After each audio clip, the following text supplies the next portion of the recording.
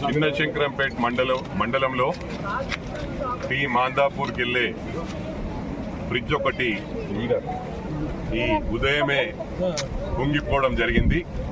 ఇది 96లో కాంట్రాక్టర్ గారి నెగ్లిజెన్స్ వలన సరిగ్గా కట్టలేదని తెలుస్తా ఉంది. ఆ రోజు 8 లక్షలు చాలా బిగ్ అమౌంట్. ఏదేమైనప్పటికీ కూడా R&B గారు రావటం జరిగింది. వారు చెప్పారు దీనికి 2 crores అవుతుందని చెప్పి.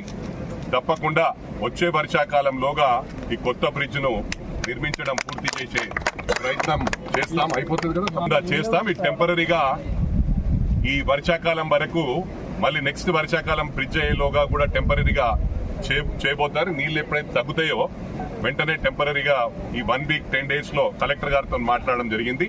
తప్పకుండా ఈ 10 days లోగా ఆ టెంపరీ